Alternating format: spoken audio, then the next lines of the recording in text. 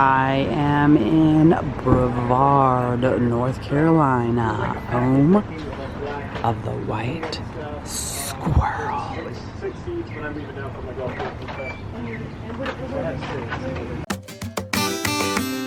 Moving pictures. Hello there, moving picture. What's up, Dad? I've been all around the world.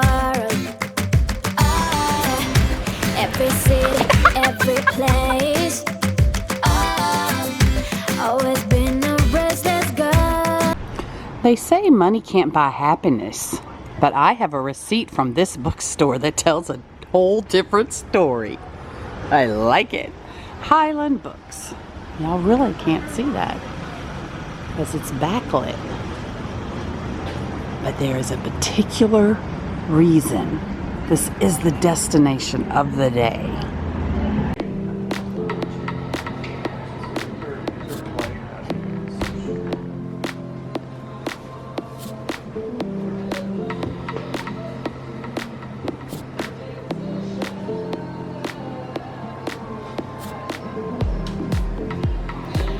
Ooh, the South's quirkiest roadside attractions. That's a book for me. It's got a lot of nice local national park stuff.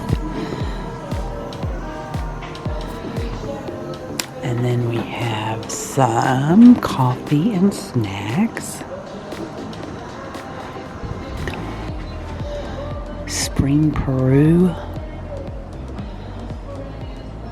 Unleaded decaf. Popcorn. I love the blind dates with books, and actually these are really wonderfully wrapped. Normally they're just wrapped with brown paper, and I love their calligraphy, whoever wrote these. And wow, lots of Where's Waldo. Oh, this is cool. They have an upstairs. I'm wearing a backpack, so I'm not going to go up there. But a nice sitting area up there. Okay, love the screen divider because it has like vintage postcard paper. Lots of puzzles. Murder Most Puzzling.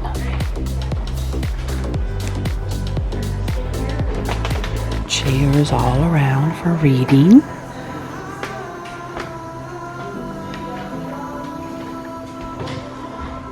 Cards. What is this? Peace of Mind Planner. I'm dead, now what? Important information about my belongings, business affairs, and wishes. That is brilliant. Oh, that is really brilliant. $14.99. Family estates, legal document. Good old-fashioned postcards at an old-fashioned price of 50 cents. That's awesome. And just walked into the kids section. Lots of local books, which if I had more time I would go through. And this one sounds really good. I'm not going to get it now, but it is a small-town German bookseller, delivers his books to special customers in the evening after closing time, and it has something to do with a 9-year-old girl, friendship with the 9-year-old girl that changes his life. And in the new nonfiction section, ooh, this one sounds good, The House of Lincoln.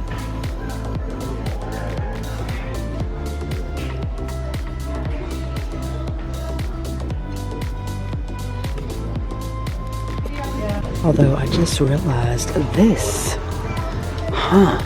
So this is called the Mountain Lily. And I already know about this.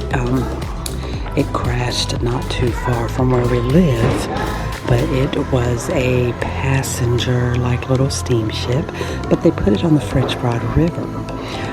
And unfortunately there was some flooding, and it basically got, when the water went down, it basically got stuck and they couldn't get it unstuck. So it did not have a long life. I just heard a gentleman tell his wife, he said, "This is a really nice bookstore," and it really is. Unfortunately, we are on a time schedule. I have some books it's time to check out. Make sure to watch through the outro music for some picks. All right. You guys are, hey, looks like our old Suburban. You ready to see what I got? Buy local. Yes, buy local. So we have a little haul. Now, unfortunately, the main book that I went for, they didn't have. Really kind of bummed about that. It was supposed to be a signed book with a little special doodle in it. So I'm not going to explain any more than that, because hopefully they will get more of them in and I will go back and actually get the book that I had intended to get. So I don't want to spoil it for you.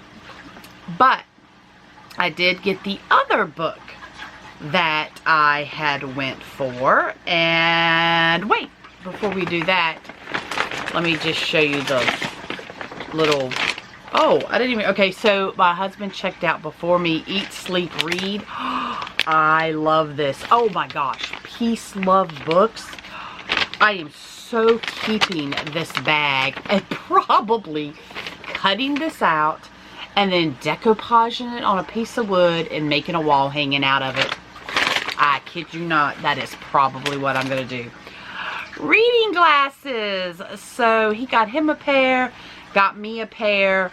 My reading glasses are so scratched up and so bad, and I have several pair, and they're all like that because they're in and out of my pocket, they're rolling around in my purse, I take them out at work, so it's easy to get scratched up, and it makes it hard when I'm on the computer. I can really see all the scratches, and it actually makes it hard to see. So got a new pair so I can put with the computer, nowhere else, doesn't leave the computer, and I'll actually be able to see. So I did end up getting this local Western North Carolina history of transportation.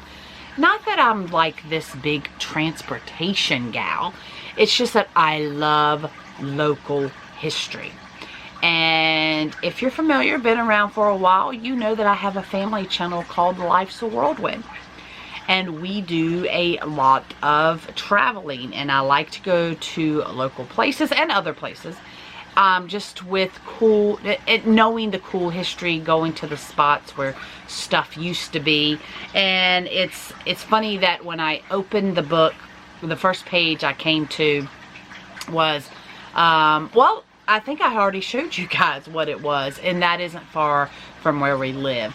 So I'm like, you know what? I'm just going to go ahead and get it, because I found another spot that literally was like less than a mile from our house. And it's like, oh my gosh, there used to be a house there. I never knew there was a house there. And this was talking about that. So I'm going to have fun with that, and maybe have some like little history episodes on my family channel. So the other book that I went to get was this one. And I had seen this on their Instagram page, the Bookstore Instagram page, that this was the book of the month for them, and it was 25% off. And what got my attention is the Albrecht Dürer bat here. He's an artist, and I'm like, the art thief, the true story of love, crime, and a dangerous obsession. And I'm like, what? True story? So it is actually about a guy from in the 90s, like the 90s. How did I not know about this crime spree that he went on? Well, I know, because it didn't happen in the U.S. So it was abroad. And actually, they give you a really nice map of the places where he was stealing art. there's something very interesting about him. And the art he was stealing. He was not stealing for profit. He wasn't stealing to make money off the art. He was stealing for pleasure. All of the pieces that he stole, over 200 pieces before he got caught, and his girlfriend was kind of his lookout, he kept in his room. He still lived with his mother. He was 23 when he started stealing. Still lived at his mother's house upstairs, and I like the little page, the drawings, where they actually kind of draw out what his room looked like with all the pieces of art that he stole. The art he stole, it wasn't because of a certain value of a piece. He just stole pieces he connected with that he really liked. And it's just amazing how he stole these pieces when the museums were open. People were around.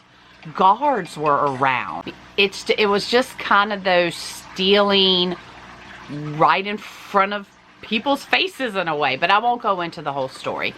But it is very interesting. I am learning things about other pieces of art and other art heists that were normally done, you know, after hours by a whole bunch of people and things like that. But anyway, it's a very interesting book. Really glad I got it. I'm going to finish this in no time. There are even some pages with colored photos of the pieces that he stole. Stay tuned, subscribe, and hit the bell notification button, because at some point I will do a wrap-up of the books I have recently read and kind of give you a review of those books. So if book content is what you like, hit the thumbs up. And go check out all of my other book-related vlogs, from independent bookstores to book hauls to shop with me at Barnes & Noble. Until the next page.